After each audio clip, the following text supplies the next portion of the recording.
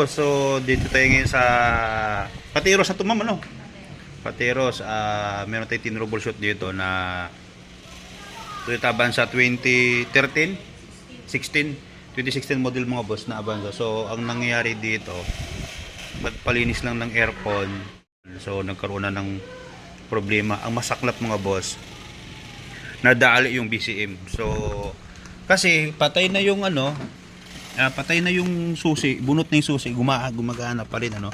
Share ko lang sa inyo ito. So hindi ko nakuha ng troubleshoot mga boss ano, kasi ano, ang nangyari kasi, ang sabi ni madam, nag-aircon lang daw sila. Nag-on ng radyo. So nung nag-on ng radyo, yun na, may pumutok daw, tapos biglang namatay yung makina.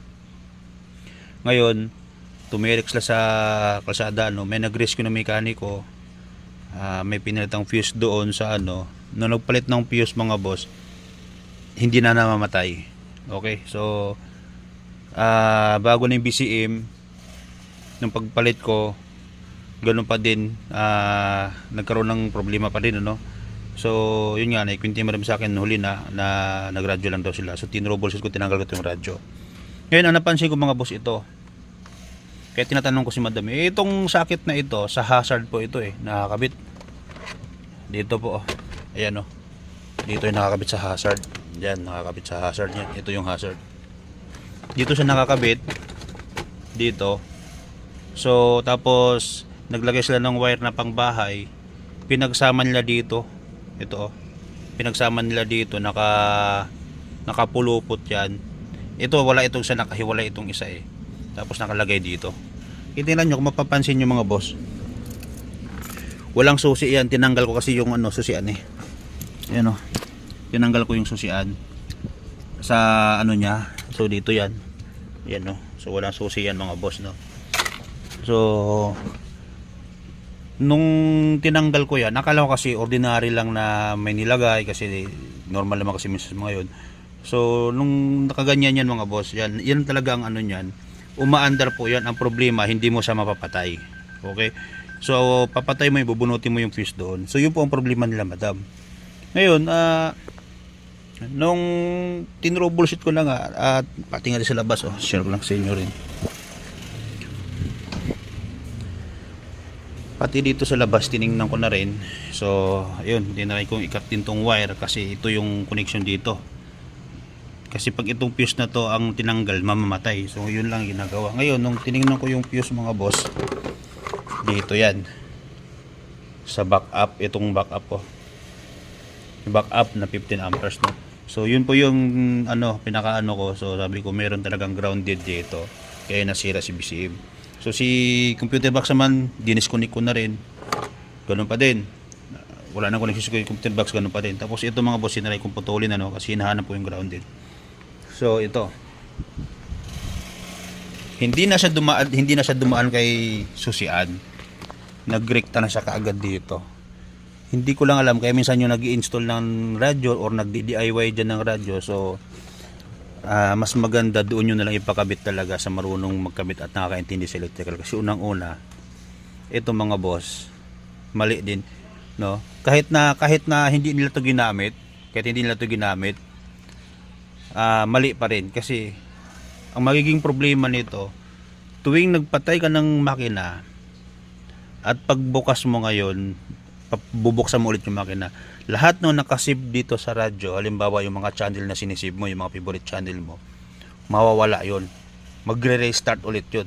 So magsisave ka ulit ngayon dahil mali kasi yung connection nila siguro hindi ka bisa. Kaya nagdagtaka ako mga boss, kasi bakit naglagay sila ng wire dito. So pinalinis lang yung aircon, sabi ni madam, nung pagkalinis ng aircon, kinabukasan yung mga ilaw dito sa kisame, yung dalawa nawala. Tapos ang problema pa ni madam, yung radyo, yung urasan dito, hindi na gumagalaw, nagpermi na lang yung So ito sana nakatulong. Ito yung pinaka So tatanggalin ko na ito ngayon, babalik ko sa original na connection mga boss. Ito yan. So tanggal tayo. So mas maganda kasi pag may problema, doon nyo lang dalhin talaga sa marunong at nakakaintindi sa mga electronics na sasakyan katulad nito. hindi naman sa paninira doon sa mga electrician na baka sinaunang modelo, ano. So sana naintindihan din mga boss at kung yung mga basher natin dyan, so pasensya na kayo. So ito yan, ito kasi alam ng mga installer ng radyo to, yung kulay dilaw na to, kung ano yung ano nito, direkta po yan doon sa susian. Okay, so ang nangyari kasi ayun, no, ayun, no, ayan, tanggalin ko to, ayun, no, namamatay. Ayan. So ngayon mga boss, nahanap ko na yung problema niya. May naputol doon na connection, kaya siguro hindi ko lang alam, naputol, nagkaroon ng shortage, kaya yung pumutok. So nung pumutok, hindi na makontrol ng madam dito sa susi, kasi kahit patay na yung susi, kahit wala ng susi, under pa rin. So ang function ng susi, pang start na lang sa starter, pero sa command wala na. So ibabalik ko muna lahat ito, tapos upload kayo mamaya, papakita ko sa inyo kahit hindi na ito nakakabit. Okay na yan. Yun mga boss, so update natin ito, ano. Yan, update natin ito sa Toyota Avanza ni ma'am. So okay na, mandar na siya. At tingnan natin yung function sa loob. So ayan, no, wala nang mga ano, at napapatay na yan mga boss. Yan. Ang concern talaga ng may-ari dito mga boss, kahit bunot ng susi, nakailaw pa rin yung mga yan, mga ganyan, nakailaw pa rin. So ngayon, no, patay na, ayan, no.